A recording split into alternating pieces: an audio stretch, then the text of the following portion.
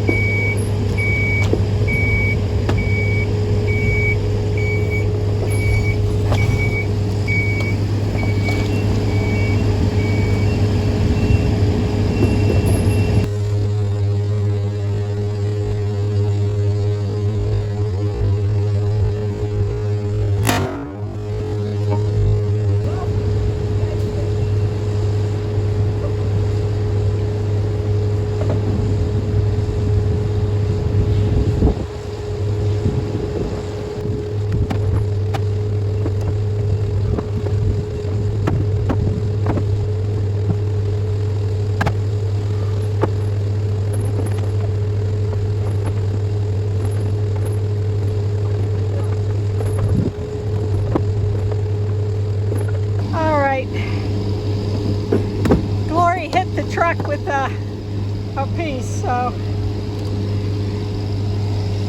our $15 load has just gone up in price.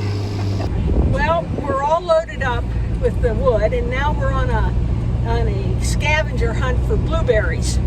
The birds got all my blueberries. I didn't get them covered in time, and so you know, I got to make that blueberry buckle every June. So now we're just looking for blueberry signs. We found 2 of them. So I'm going to sign off for now so I can keep my eyes peeled for blueberry signs.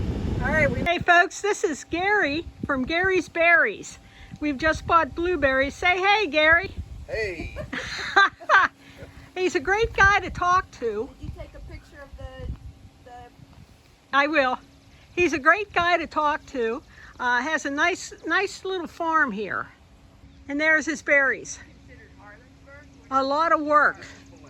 I guess they put that netting up every year. It takes 2 weeks to cover the berries. But, you know, if you don't cover those berries, then you're in a situation like I was, where the birds get it.